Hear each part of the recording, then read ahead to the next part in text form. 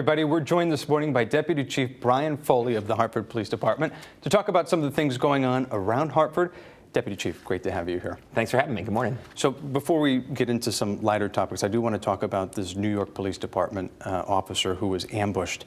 I mean, what are you telling the people on your force who work so hard to protect the city, but they have to protect themselves too? So when these ambushes started to happen, about a year or so ago, you thought to yourself as a cop, boy, I hope this doesn't become the new thing, that cops are getting ambushed. But unfortunately, that is the situation. Our police officers, we don't want them to be scared. We have some great supervisors, lieutenants and sergeants that talk to them at roll call every day to make sure that they're centered. We don't want a police force of scared police officers out there.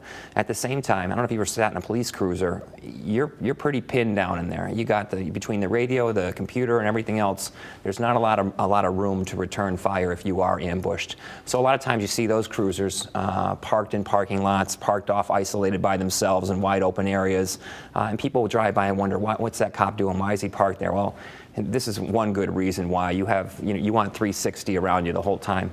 We're sending a bus of cops down Tuesday morning. That's another part of keeping them centered, down to the funeral in New York City, and so it's good for them to see the sister and brotherhood, and just what a horrible, horrible tragedy for New York City, and it was disgusting as a cop to have to see the details of that. I know you tweeted out things about that as well. Yep. So speaking of technology and Twitter, you guys are using more technology now more than ever. We just saw it with that surveillance video with that fiery crash that happened in downtown Hartford. Yep. Tell me a little bit about the use of technology in your force. So we had one of your reporters in this week who couldn't believe what we can do in our capabilities in our crime center. Chief Ravella and the mayor have been incredibly nuanced in finding ways to get this crime center built, between the cameras and then the technology built into there, the data behind there, the way our cameras can filter. And we have cameras blanketing many parts of the city, and this has all been done through the ACLU, by the way, so it's not like we're doing it behind their backs. So they're well aware. Right. We're one of the few police departments that work with them to try to keep it, that the city approves of what we're doing. But our cameras capture so much information out there. Our officers are able to use it. You saw that the crash there. That's just incredible video, but there's so much more to it. Between ShotSpotter and some of the other technologies built into it, it's incredible. No one in the state can touch our crime center right now and the technologies that we have available to us. And that was helpful because those victims ran away. I mean, there was no one in the car at the time of that crash. So when the fire department got there, so the initial helpful. reports were that there was somebody trapped in the car, and so right away we were able to see that people did escape there through our video cameras. But yeah, what an incredibly lucky situation for those youngsters that were in that car, and also another problem for the city and the region. There's people leaving those key fobs. That was a stolen Honda out of Newington, right? And a key fob situation where the key fob was left in the vehicle. Another thing, we see these summer concerts at the Xfinity Theater. Many of you maybe have gone to those. Underage drinking is a huge problem all throughout. Today, Warped Tour is an event going on there today. Yep. We have Dave Matthews concert coming up.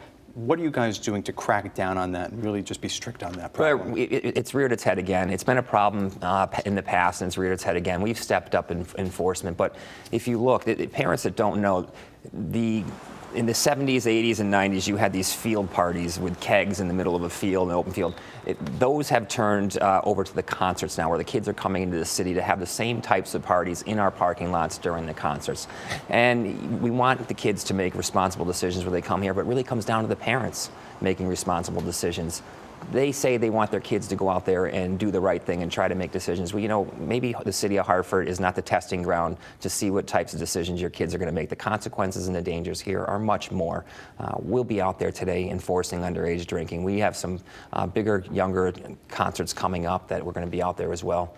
You had 70 kids transported to a hospital a few weeks ago, and then 30 at the last concert, and it turns into a lot for our area hospitals, and our ambulance companies are inundated as well. I mean, it's tough because someone goes in with a clear bottle of Poland Springs. You don't know if it's vodka, if it's tequila, if it's water. So well, it's the parking lots where what happens is the kids drink in the parking lots, and if you're sending your teenager to our parking lots before a concert without an adult present, they are going to encounter alcohol, and that's a difficult spot spot to put a teenager in, and you're practically asking for it. The alcohol's out there. We can only do so much of enforcement when you have 25,000 people coming in at a push. And lastly, to wrap all of this up, we want to end it on a good note here. Last night, we saw more people in downtown Hartford with the fireworks and the food trucks. As someone who's so prominent in the city, what does that mean to you and to so many of your people on the force to see such positive energy coming into the city? There's so much happening. You know, you have a lot of naysayers out there about the city of Hartford, but last night was a pretty darn good example. We had no incidents at the fireworks last night, not an arrest, nothing, no injuries.